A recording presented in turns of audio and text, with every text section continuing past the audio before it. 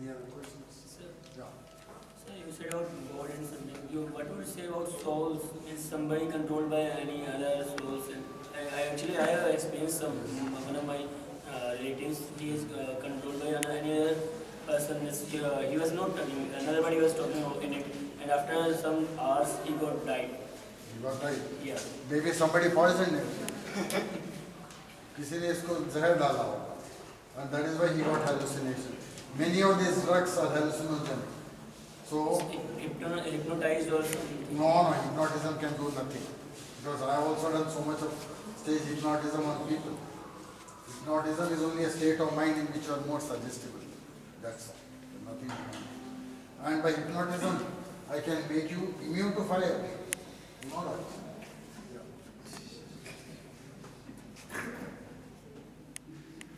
I think for this I need one of the girls. Come here.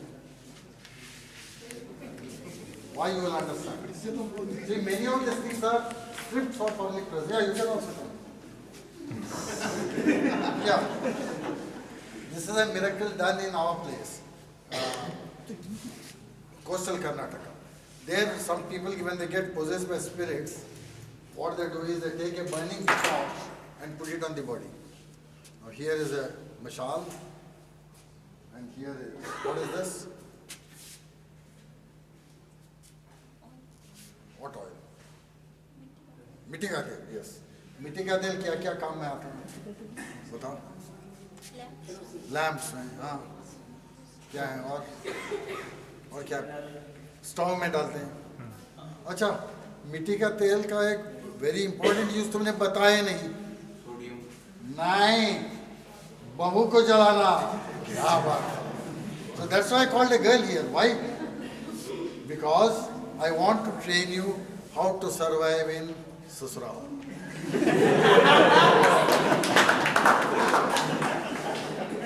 तो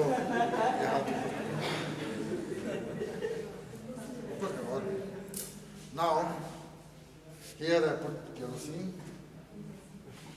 क्या नाम है तिलकी. तो कोई हेल्प करने आएंगे मुझे इसको जलाने के लिए माचिस लेके.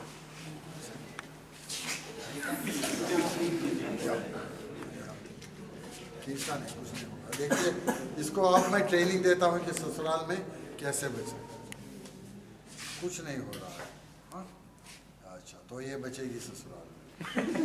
हो गया training. I was giving a program in University of Melbourne in Australia. There, I said, in India they burn brides if they do not bring enough dowry. Dowry क्या होता है? दहेज. यहाँ का बच्चा भी मालूम है कि dowry क्या होता है. And there were very well educated people. उन लोगों ने पूछा मुझसे, what's the dowry? कैसे explain करे भाई? So I said they pay you to get married. Immediately I बोला, who pays? Is it the government? Government is giving some money. I said, no. Then they said, who pays? I said, कैसे explain करे भाई?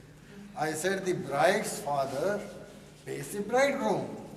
They said, why? They just I said, because he wants him to marry his daughter. And उनका reaction क्या था मालूम है? What a dirty country India ना. नहीं भाई, you know what was the reaction? What a wonderful thing!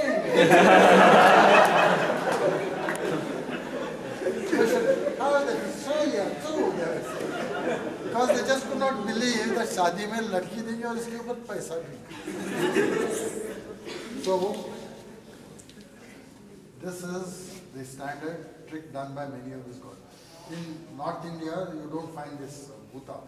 This in our place they call it as bhuta kola. In certain castes in our district, for example, the bunts, you know, Aishwarya Rai and Sunil Shetty and Shilpa Shetty and all, they belong to that particular caste. In that the caste, they have every house family has got a bhuta. That's you can loosely call it as a spirit. Or this once in a year they have got bhuta kola, and during that time he will start dancing. And then to prove that the bhut has come into him, he'll take burning camphor and put on the tongue. Different bhutas will do different things. Some will take the flame and put it on the body. Some will stand on hands. Some will walk on fire. So, some particular Bhutas put this fire on the body. And why did it not burn? For the simple reason that moving fire does not burn. And take the liquid that I took here, the inflammable liquid, that's kerosene. That's so a low flash point, high boiling point. If I take in petrol, if I keep petrol here and light a matchstick here, it will catch fire because vapors are very inflammable. And if I take a cooking oil, what? It would have stuck to the skin. But I can dip my hands into boiling oil. I can remove puris from boiling oil and distribute it to people. That's what I did for many TV channels. We can walk on fire. Lot of things we can do. And every one of them has got a scientific explanation. None of them have got any supernatural explanation. Why do you do many of these things? Because करने वाला कहता है कि मैं इसको किसी supernatural power से करता हूँ. हम दिखाना चाहते हैं कि ये करने के लिए किसी सुपरनेचुरल पावर की जरूरत नहीं है, इसको कोई भी कर सकता है. And we make people do it. Me walking on fire and they say, he has taken time. If I make you walk on fire, now I put fire on her body. If I put on my body, you say, he has applied something and come. But she did it. So you have to believe many things which ordinary people can do, but they do not do. Why? First time I walked on burning embers was in 1981 or so. Dhakte hue angare hai idhar. How do you walk on fire? It's because of the Leidenfrost effect. And what's the Leidenfrost effect? Leidenfrost effect, you can go to the net and check, or in the textbook of physics. It says that when a liquid comes into contact with a surface whose temperature is well above the boiling point of the liquid evaporates rapidly and the vapor forms a momentary insulating layer between the two surfaces. क्या बात? जब आप अंगारों पे चलते हैं, liquid कहाँ जाएगा? Remember, your epithelial cells are 80% water. You've got a film of moisture on your skin. And the definition of Leidenfrost effect, when a liquid comes into contact with a surface whose temperature is well above the boiling point of the liquid. That is why when we make you walk on fire, you just fan the flames. अंगारों को और भी लाल बनाते हैं. क्यों? Because the definition says that well above the boiling point. That will be around 800 degrees, so you can easily walk.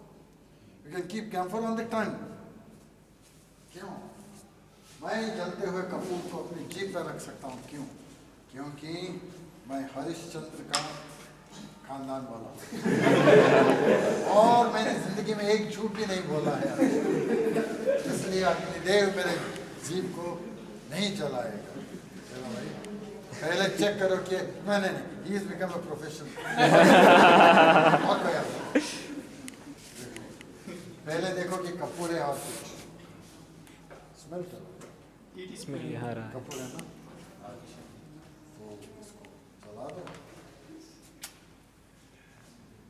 तो है अग्निदेव मेरे जीवा को मत जला दो, क्योंकि मैं बिल्कुल सच्चा हूँ.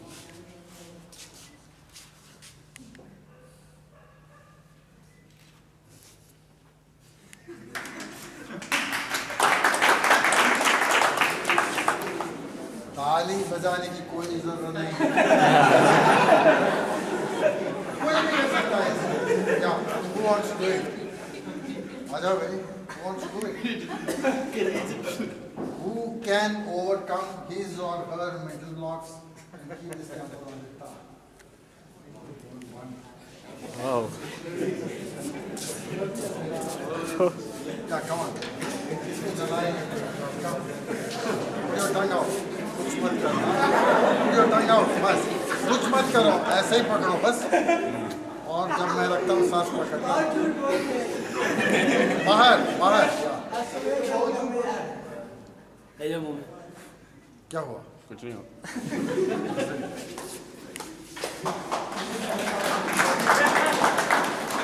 Anybody can do it. Yeah. Anybody wants to try, you just come over and you can do it.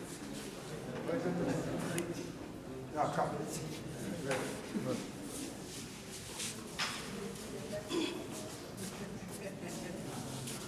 Somebody help me with the matches. what you have to do is and then stand here. You just put your tongue out like this as much as possible. No, you don't do anything. I keep it, I remove. So you just have to stick your tongue out and hold your breath when I press. Yes, sir. Put it out.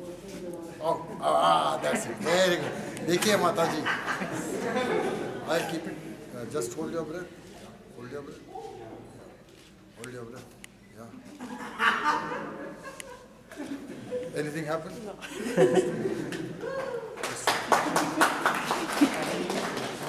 See, why did I keep it and remove it for them? Because I knew to. They're doing it for the first time, so I didn't keep it for a long time either. Because I am used to it, I've done it thousands of times. That's why I keep it for a longer time. And I close my mouth and I extinguish it. But the simple thing is that anyone can do it. Most of the so-called miracles do not need much practice. Things like this do not need any practice, provided there is somebody helping you to do it, who knows the things.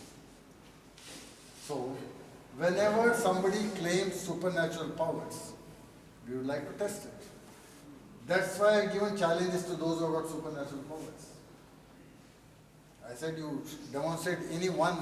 I gave a list of 13 things. I said, to any one of them, and you can take all my property. And I'll be your slave for the rest of my life. And very few challenges have been taken, and nothing has come out of it also. Because most of the people who take the challenges run away. For example, to the astrologers, I gave a challenge. I will give you 10 date, time, place of birth.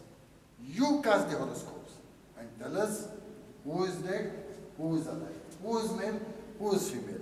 And out of these 20 answers, if 18 are correct, I said I'll give you 10 lakhs.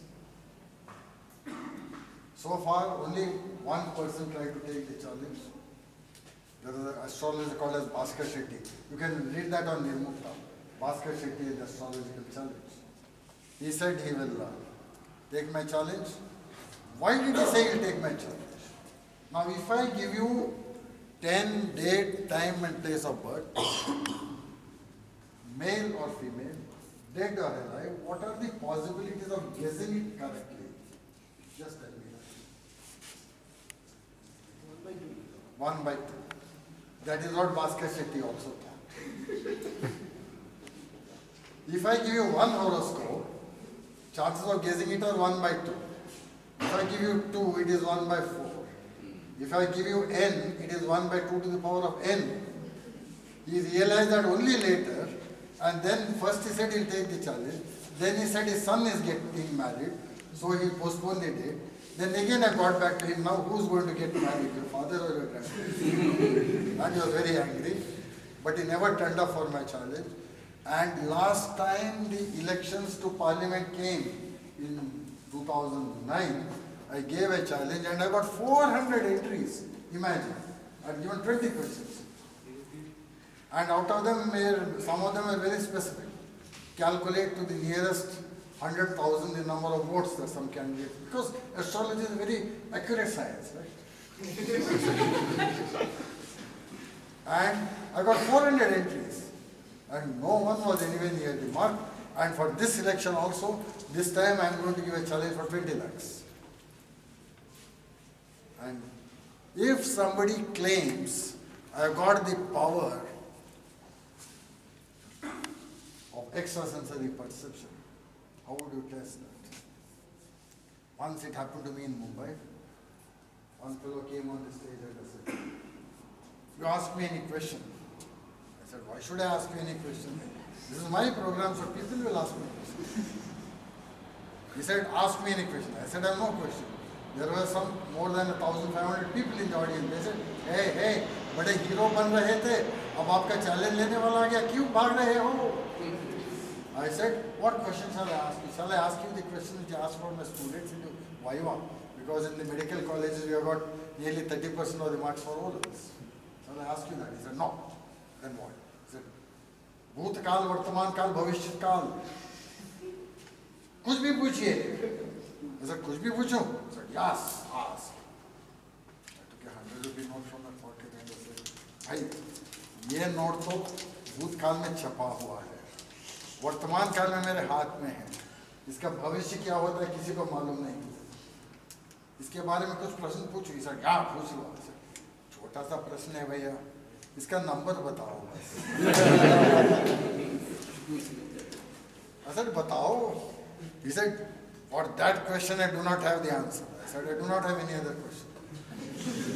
So then, of course, he did something foolish. Then he got beaten up by the audience. So I'm telling you, this is the easy way to test anybody with extrasensory powers, supernatural powers. Just give them this. In Greece, I was invited to a TV studio where I did my spoon bending and everybody clapped. I was wondering what happened. They said, Yuri Geller had come here 2 months back and he did the same thing. And you are showing it without any supernatural power. Because Yuri Geller is a very famous guy. I don't know whether you heard of him. Just Google him and you'll see. He was a very famous psychic who could bend spoons while looking at them and so many other things. So when I did it on TV there, they were very happy. Then there was a priest sitting and there was an astrologer. And a big fight was going on in between them. Of course, it was all Greek to me because they were speaking their language. Then my friend, Aris, who had taken me there, was holding his stomach and laughing. I said, come on man, tell me what is happening. He was saying, Narendra, he was laughing. I said, what happened? He said, fantastic. I said, what happened? Tell me. He said, see, that astrologer lady was accused by the priest that she collected 5,000 euros for telling somebody's future.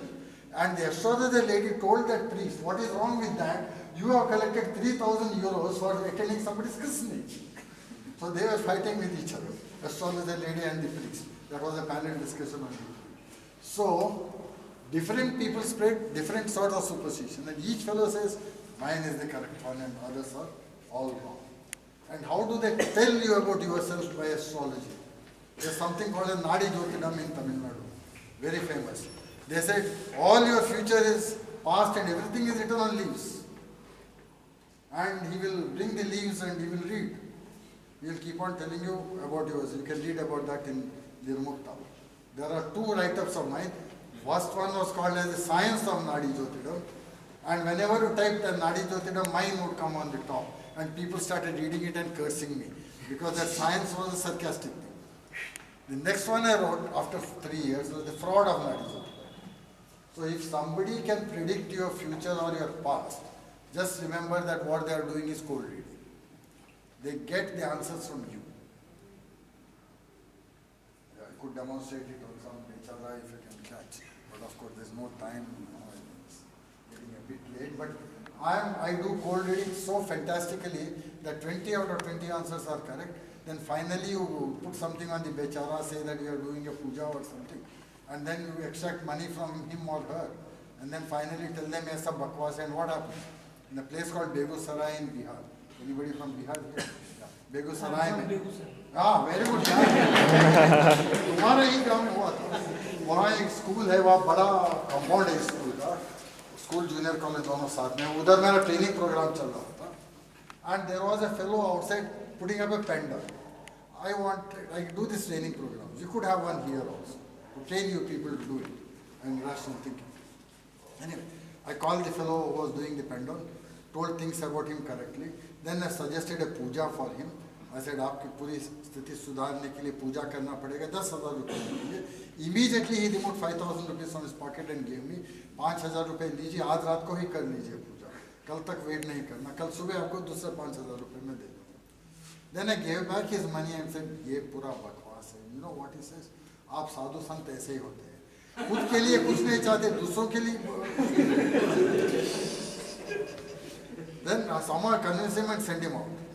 Then एक बेचारा जो उधर पानी दे रहा था, the peon, wearing very faded clothes, he comes to me and says, गुरुजी, वो तो अमीर है, इसके लिए कुछ मत करना. मैं जिंदगी भर ये पानी देता रहूँ क्या? मेरे साथ ज़्यादा पैसा नहीं है, अब तो 3,000 रुपये है. And he takes it from his pocket and gives it to me and says, कुछ तो कीजिए मेरे लिए. Just imagine mindset of our people. I said, भाई ये सब बकवास है. नहीं, बकवास कैसे होता है? आपने बिल्कुल सही बताया इनके बारे में. I said, नहीं भाई ये सब. He was not willing to believe. I said, ये पैसे ले लो और बैठो. And you know what he does? One fellow had come to help me. He is a young fellow. He gives the money to him and says, बड़े गुरुजी मेरे लिए कुछ नहीं कर रहे, छोटे गुरुजी आप तो कुछ कर रहे. These are actual incidents, you will not believe it. And the Choto Guruji was such a fellow that in Uttarakhand somebody asked him, इनका उम्र क्या है? He said, मुझे क्या मालूम, 200 साल से मैं ही इनके साथ हूँ.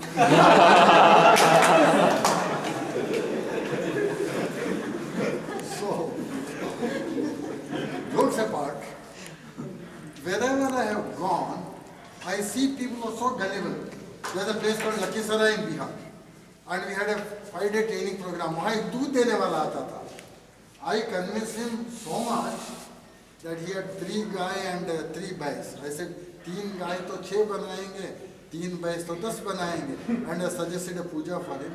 Suggested 20,000 rupees. He immediately took 2,000 rupees from his pocket and gave. कल मुझे यहाँ दूध के पैसे आने वाले, वो कल दे दूँगा. अब पूजा करवा दीजिए मेरे लिए. Because people, everybody believes. Once you make them believe you, they'll believe in your powers and whatever you can do. This is the tragedy of our world. I've seen this gullibility everywhere, everywhere.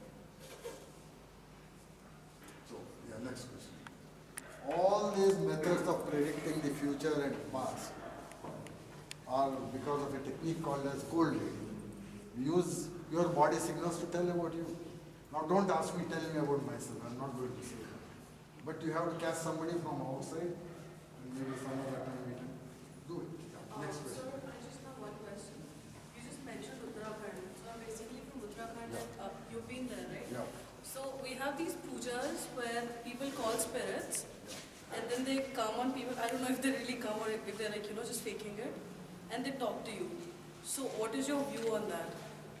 Yes, one man told me that he went to a village where the Mukhya was telling him it seems, and people were the Pandavate, Yeah. Uttarakhand. They were doing this, and then this Mukhya tells him, "ये क्या बकवास है? ये क्या हो रहा है?" Then after some time he sees this Mukhya also goes and starts along with others. Then I met one lady who had come for my training program. She's an MPhil in zoology. She said when she went to her family home, all the people started doing this. And she also thought of going and joining them. And when she was about to go, she thought, I have got a master's degree in zoology and I'm doing my MPhil. Why should I go and do that?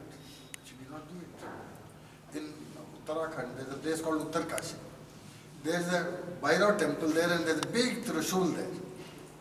And people took me there and बोले कि यहाँ ये जो बिल्कुल चमत्कारी त्रिशूल है sir, वो दाहिने हाथ की छोटी उंगली से हिलाएगा तभी हिलेगा. I went there, it moved, then I moved it with my thumb, then I took my left hand and moved it. I said, वो बाएं हाथ से होता है क्या सर? सर देखो होता है क्या सर? सर हो रहा है ना, देख लो. They're astounded. क्या बात है सर? क्या बात है भाई? जब दाहिने हाथ से हिलेगा बाएं हाथ से भी हिलेगा. नहीं सर नहीं हिलेगा. किसी ने आज तक कोशिश की है? नहीं सर, वो तो नहीं किया. But it was a fine piece of engineering. It was balanced, so if you, I don't know whether it survived the floods or not. There's a Kalabhairav or some other temple, Shiva temple there, in which there is a Trishul, Uttarkashi, where it is, you can move it with a little finger. So the people had never tried it with anything else because बचपन से ही उनको बताया गया था कि दाहिने हाथ की छोटी उंगली से ही हिलेगा. And they had made it a chamatkar. Actually, it's a wonderful piece of engineering. They have balanced it so finely that a small force can move it. So these are the things, some of the things I saw in Uttarakhand. And the pura bakri khad khayega jab aata hai, all that thing they tell. And they lick red hot chaku. Yeah, that's again in Uttaranchal. If you want to ask them something, you can take like keep a price and sleep, put it below your pillow for the night, and then you go there the next day, and then they look at the rice. You put a note under the pillow and ask them to read the numbers. So So these are, and Uttarakhand is a place where there is a lot of poverty. People migrate outside, and that's a very fertile ground. And Uttarakhand survives on tourism. And hilly area, you can't grow crops. When there is more poverty, there is more of this sort of exploitation. That's what you see in Jharkhand, Odisha.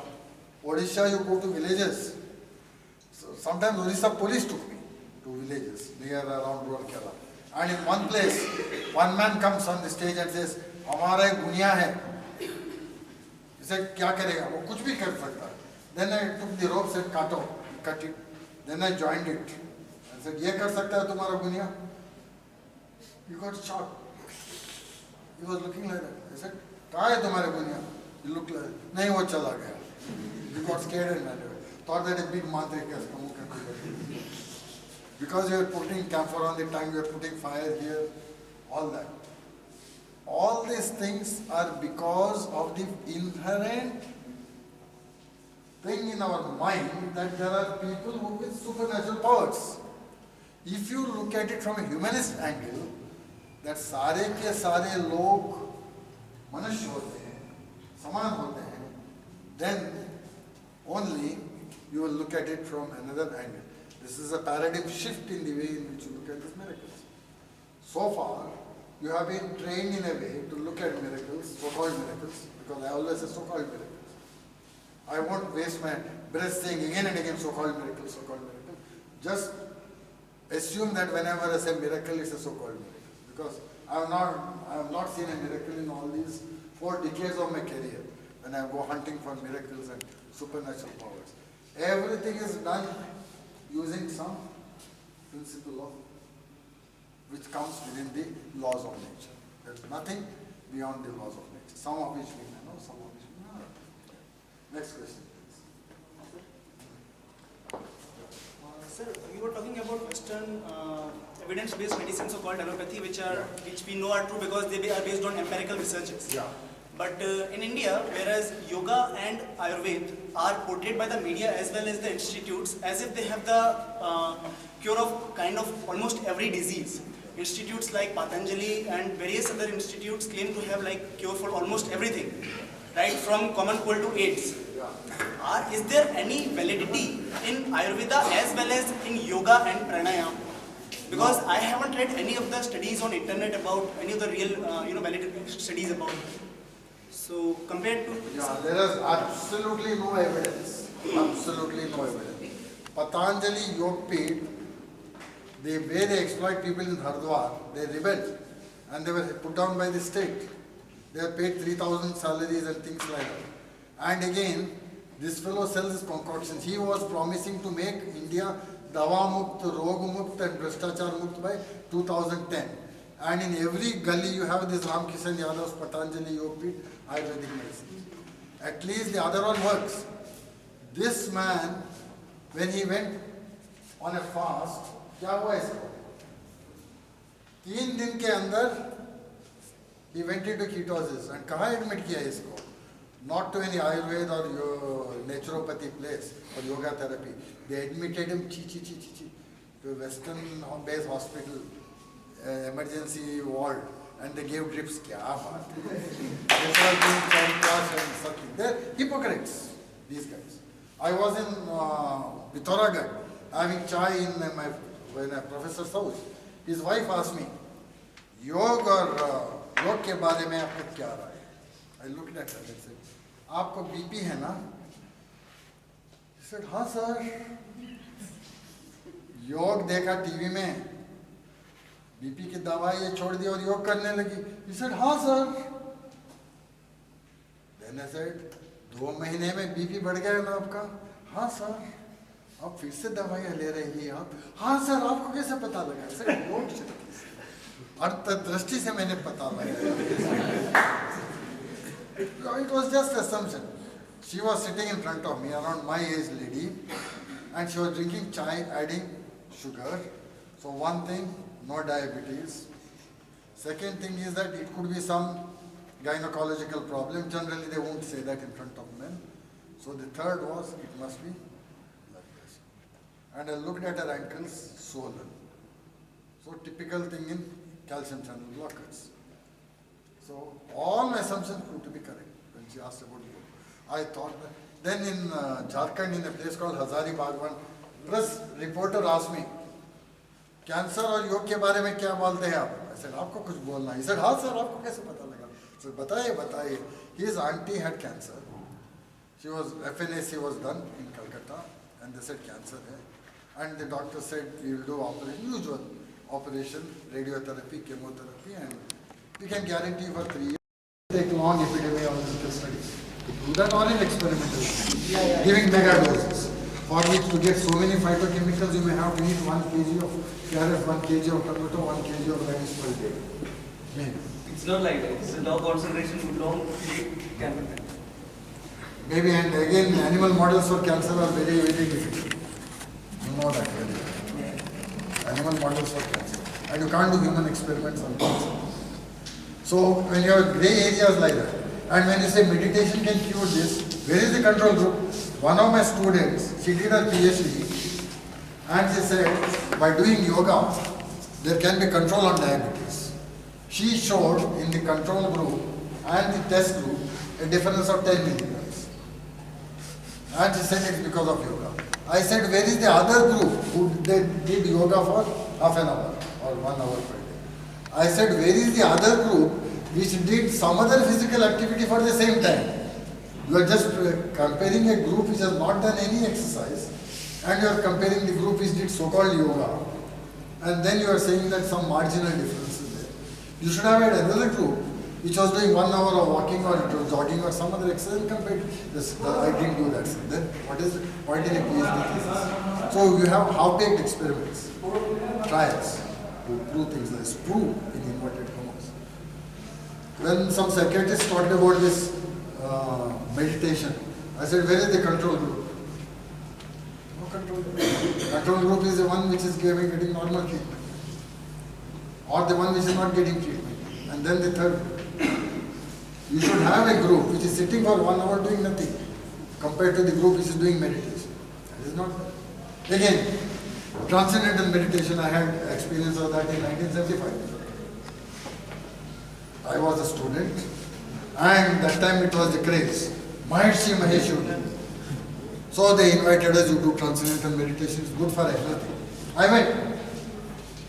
That fellow made me sit. He looked at me, I looked at him. He said, say Amba. I said, Amba. He said, say that again. I said, Amba.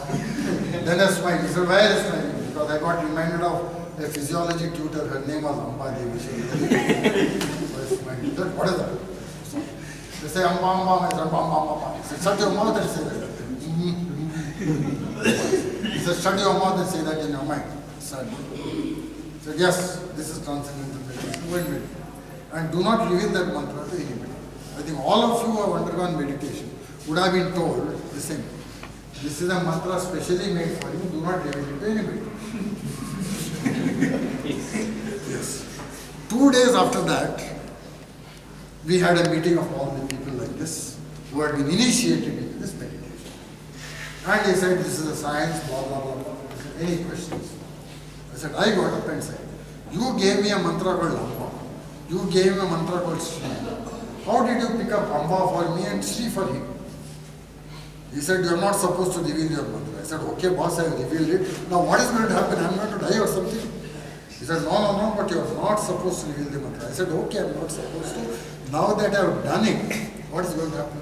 He had no reply. He said, for that you will have to become a guru yourself, to choose which mantra for whom. I said, for me, to find out whether a dosa is good or bad, don't tell me that I should become a cook. I think that was a bit of insult for him coming from a bacha like me. I was a bacha then.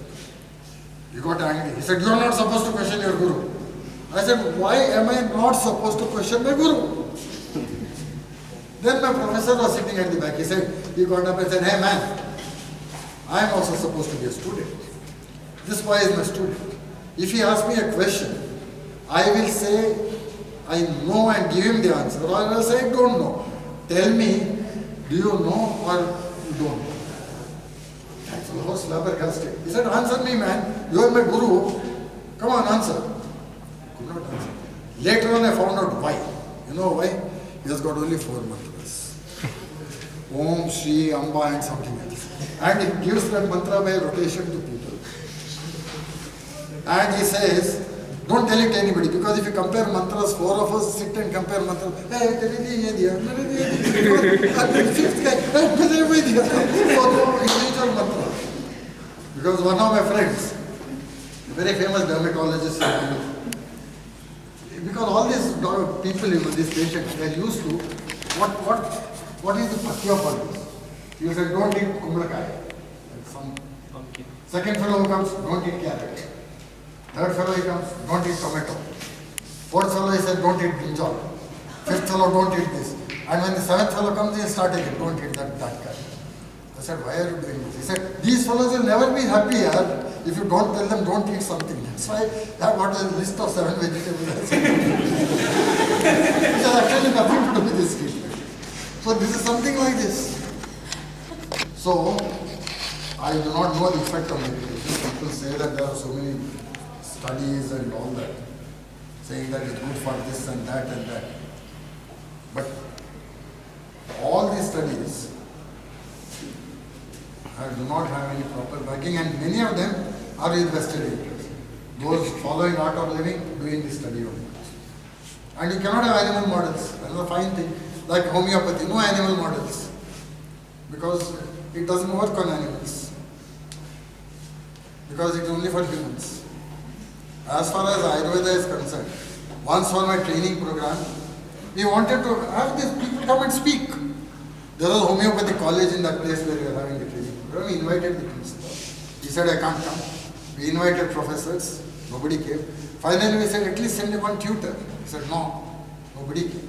Ayurvedic college also we started. One professor of pharmacology came. Outside Shastra, something they call it. He came with a stethoscope with some roots, herbs, everything. This is good for liver, this is good for heart, good for lungs, everything is good. When everything was over, other people asked questions. I said, may I ask one question? He said, yeah. I said, please name one disease and the treatment for that in Ayurveda. He said, sorry, we do not treat the disease, we only treat the patient. So that was the end of it. Because without any proper experimental evidence and holding that what Charaka, Susruta and Vagbhata has said is irrefutable dogma, how do you call it as a science?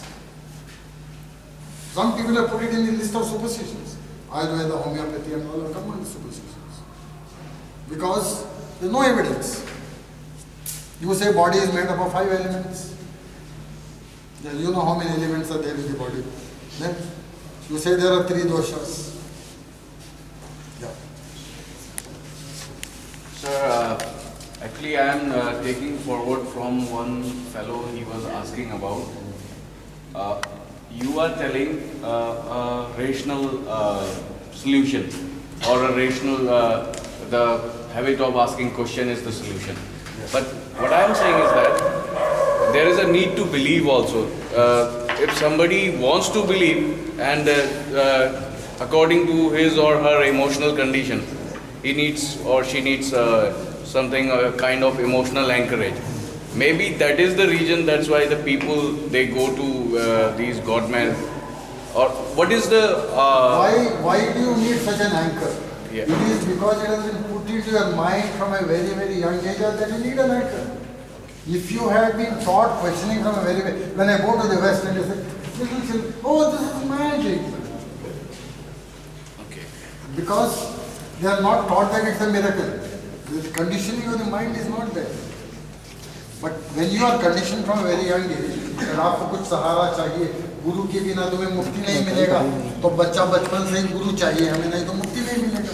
And then some guru will come, who can do arti with camphor or walk on coals or put tissue through the tongue or something like that. You will mano him as guru, and you will not question him, because guru को प्रश्न मत करो. So these are the conditionings that we have to overcome. So how do we make that distinction between real God and false God? If it is on the basis Is there any real God is the first if question. it is on the basis that real God is beyond our comprehension, or if it is beyond our... Then leave. Then why bother? Then why I bother? have finished. Or it is on basis of unity of rationality, scientificity, and or verifiability. Then all these established religious compounds are similar.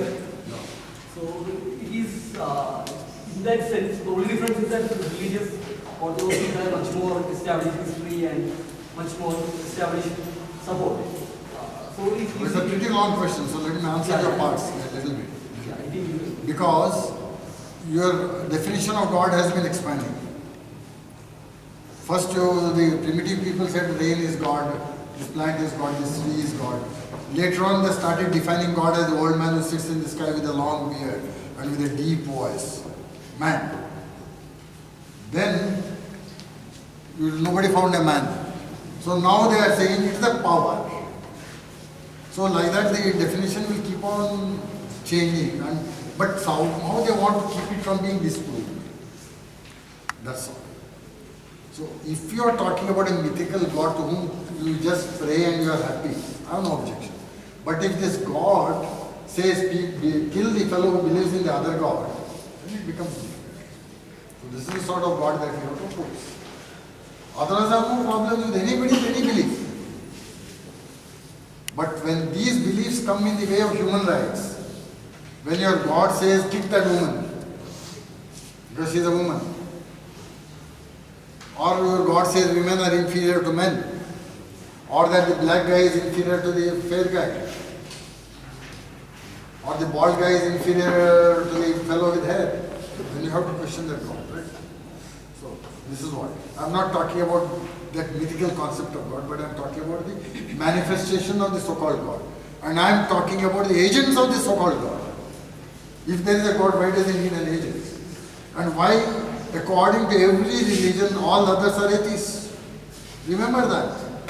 If you are a Muslim, all the others are atheists. If you are a Christian, all others are atheists. If you are a Hindu, all others are atheists for you. Right? So the number of atheists in this world is much more than the number of believers. Yeah. So just, Sir, did you experience when she shared that when the lady went to her home, her family starts shivering, okay? And like those things means whenever you go to Mandipur Balaji, okay, in Rajasthan, there people are beaten up by some ropes or something that they said that bhoot nikala ja raha hai. yeah. So have you experienced those things and how would you explain? Very good question here. Why भूत निकाले जाते हैं? Because the very concept of that a bhoot has possessed you is a delusional belief, and वो भूत निकाला जाता है is also a delusional belief. So the one delusional belief is cancelled by the other delusional belief. That's what happens.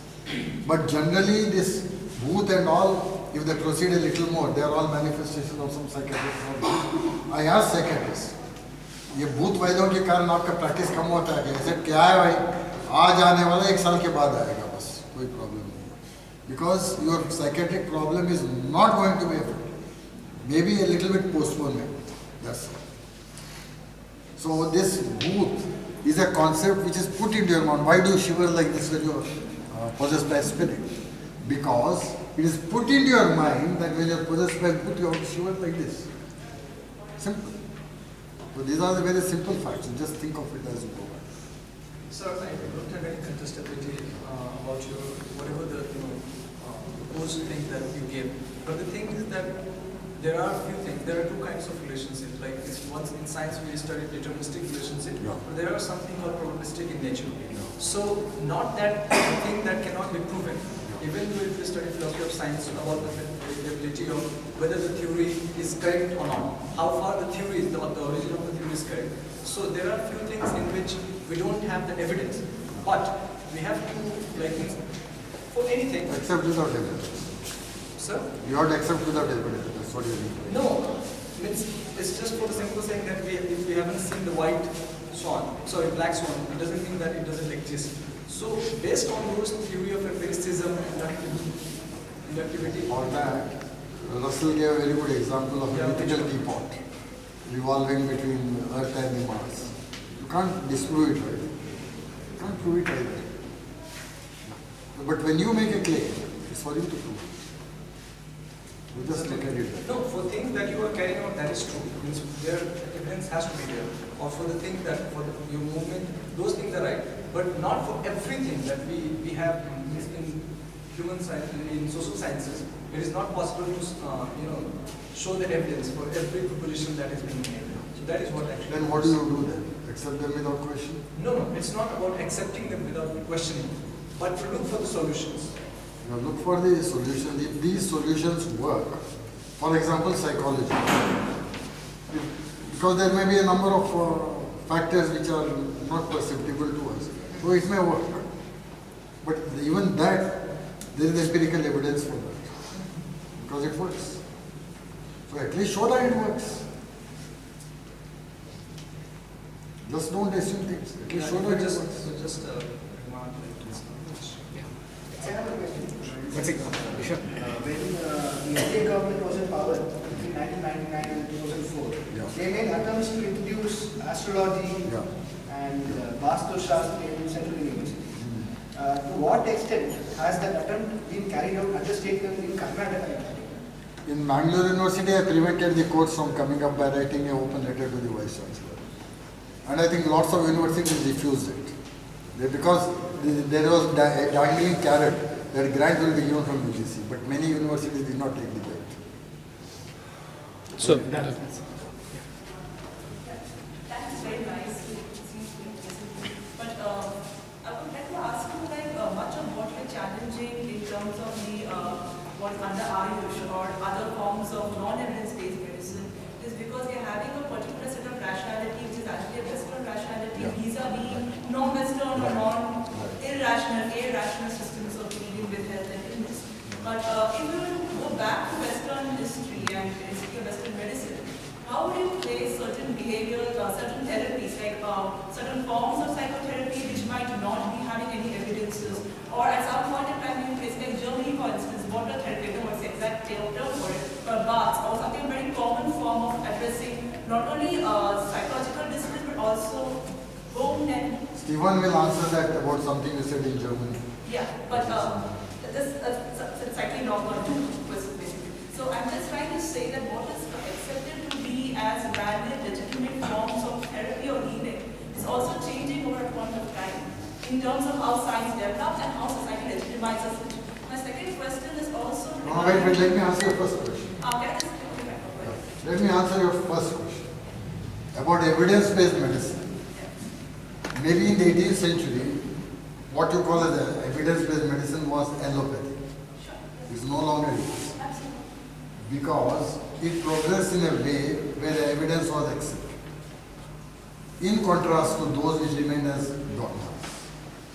Right? And the other thing is, when in every aspect of your life, you have absolutely no qualms about accepting evidence. When you buy a mobile, when you buy a TV, or when you buy a car, when you buy your clothes, you have no problems. So basic areas where there is a gray area, then only you start accepting these things because of a number of factors. For example, the placebo effect. Secondly, there are cyclic disorders. For example, if you have rheumatoid arthritis, there are phases when it will become worse and it will become better. And if I had a board, I could draw you a graph and show you.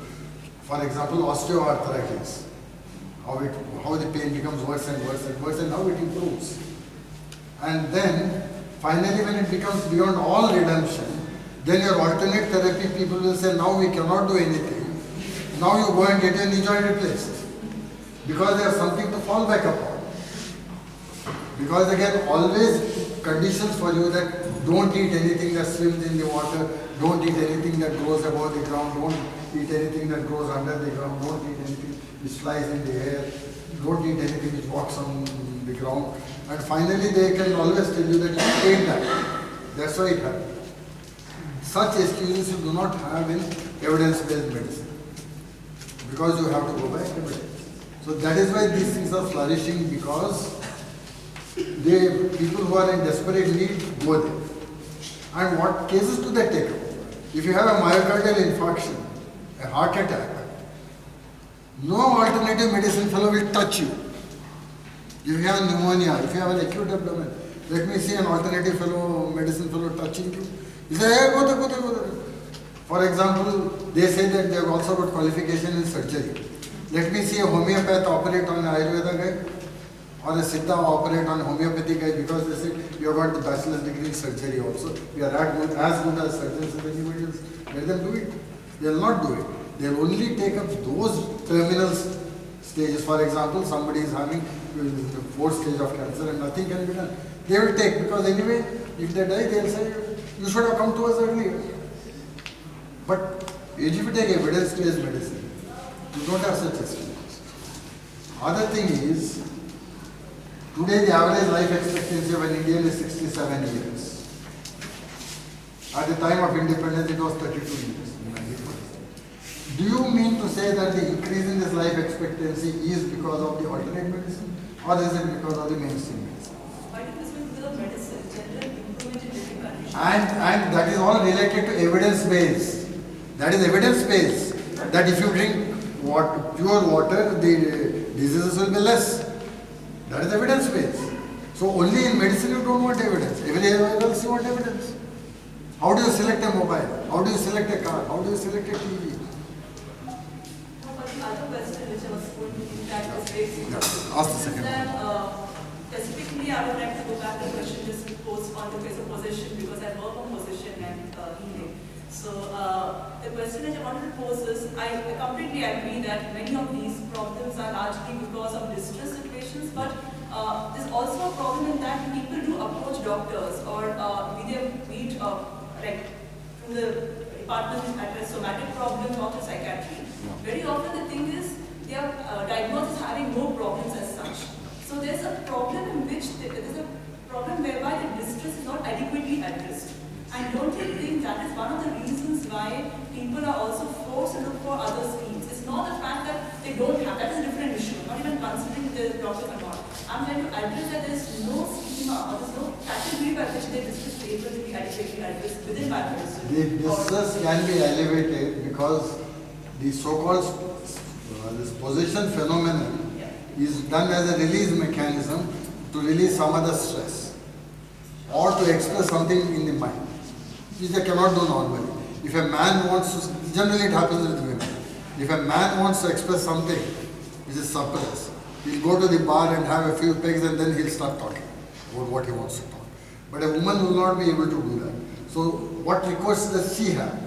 The easiest recourse for her is to say that she is possessed by the spirit of this or that and then express the feeling that she had to do. This is what I have seen in many of the cases of women. One of my aunties used to get possessed and that was the spirit of her mother-in-law which would possess her. And then she would call her husband, "Idhar aa rahe?" The rest of the time she would say "Tumi" to her husband. Because in my language there is no "aap." It is only "tu" and "tum." "Tum" is very respectful. So when she is possessed by her mother-in-law spirit, she will say "Tu aa rahe" to her husband. Otherwise, when she is normal, she says "Tumi, tumi, tumi." So in order to express something which she has to say to her husband, she would get this. And then she would say that to the mother-in-law. I have seen many cases like that. So it is not a psychiatric illness, but it is just to express. And in such cases, maybe your alternative therapy will help. Because he will say your mother-in-law spirit is now gone. I will put this bhubuti and it will go. So she will get an excuse. So both are delusions, the possession as well as the removal. Yeah, sure. I'm always open. Last question. Kept on referring to this culture in our society of not questioning. I just wanted to ask you, this entire submission to authority and take the word of the Guru as the be-all and end-all of knowledge. I mean, what kind of relationships do you think that has with something like caste? They are all supportive factors. In the caste, you do not question the head of the Khap Panchayat. So he is in a sort of guru-like position. So you don't question your father will not question your grandfather, and your grandfather will not question the head of the Khap Panchayat. So it's a long-standing tradition. And even the chota bacha of the Brahmins will address a grandpa of the Dalit says, "Hey, aa rahe tum?" And that Dalit will say "aap" to the 10-year-old boy of the Brahmins. Caste system. So even there you have got the stereotype roles for these people. So I think everything is supportive in this, supporting each other. The non-questioning of authority, the guru phenomenon, this government doing this chota-mota miracle, all that is either all interrelated to our culture and the sort of submissive attitude that's enforced upon people. That's why probably there's no renaissance in it. And people who try that failed. Dayananda Saraswati or Vivekananda or Raja Ram Mohan Roy, they all failed. They might have succeeded in a few things here and there, but not to the extent that they wanted. Okay, this will actually be the final question. Yeah. Till now you have been like talking about the kind of superstitions people are having in general, in general population, which have not been able to maybe like read these things, which scientific materials, which don't have a direct relation to these things. What about the kind of superstition that we are seeing right now in the scientific establishment as such?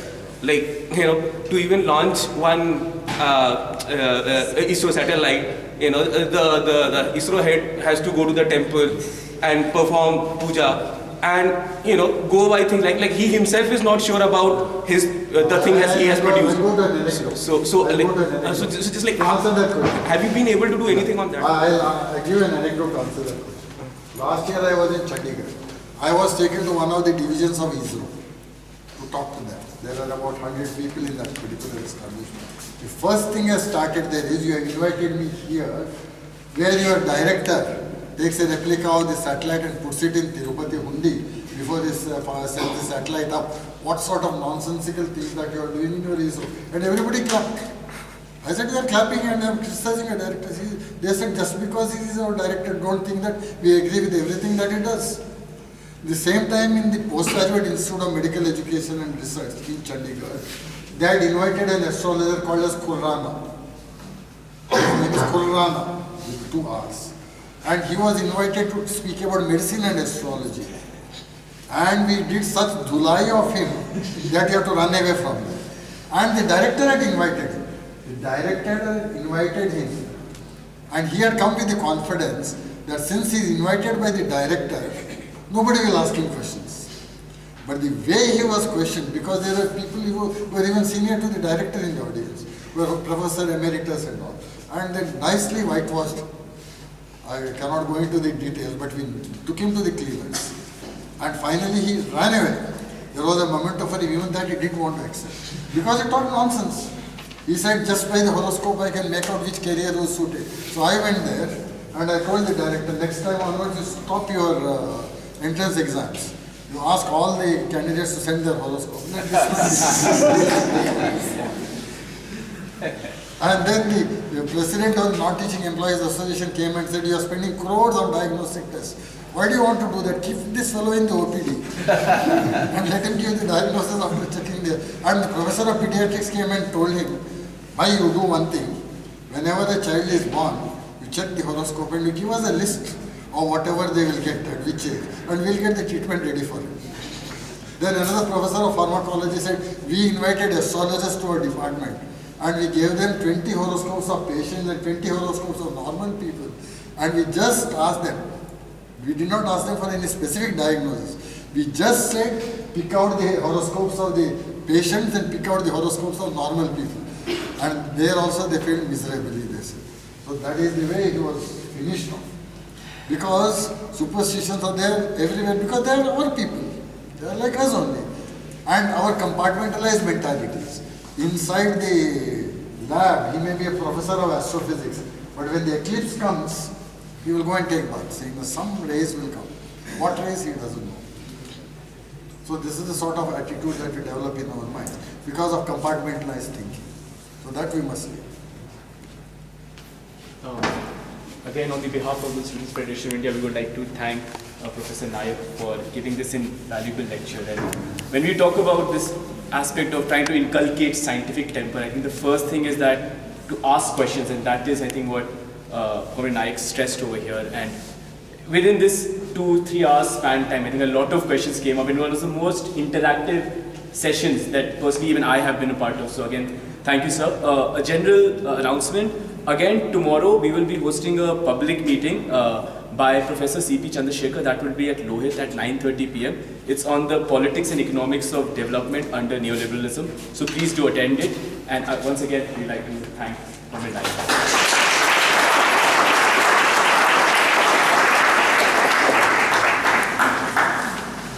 If anybody wants CD, then Yeah, there are CDs.